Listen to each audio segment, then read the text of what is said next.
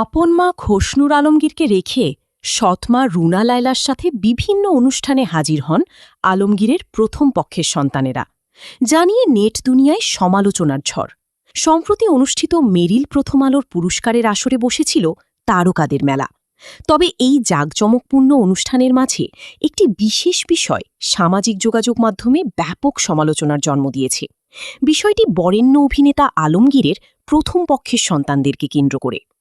অনুষ্ঠানে দেখা যায় আলমগীরের প্রথম স্ত্রী খসনুরের সন্তানেরা তাদের সৎমা অর্থাৎ উপমহাদেশের প্রখ্যাত গায়িকা রুনা লায়লার সাথে অত্যন্ত হাসিমুখে ছবি ও ভিডিওতে অংশ নিচ্ছেন। লাল গালিচা থেকে শুরু করে মূল অনুষ্ঠান সবখানেই তাদের রুনা লায়লার সাথে সাবলীলভাবেই দেখা গেছে। আর এটি মানতে পারছেন না নেটিজেনদের একটি বড় অংশ। সমালোচকদের দাবি, আলমগীরের সন্তানদের কখনোই তাদের আপন মা খসনুরের সাথে এমন কোনো পাবলিক অনুষ্ঠানেও দেখা যায় না, অথচ সৎমার সাথে তারা নিয়মিত বিভিন্ন অনুষ্ঠানে হাজির হচ্ছেন। খসনুর নিজেকে দীর্ঘকাল ধরে লোকচক্ষুর অন্তরালে রেখেছেন।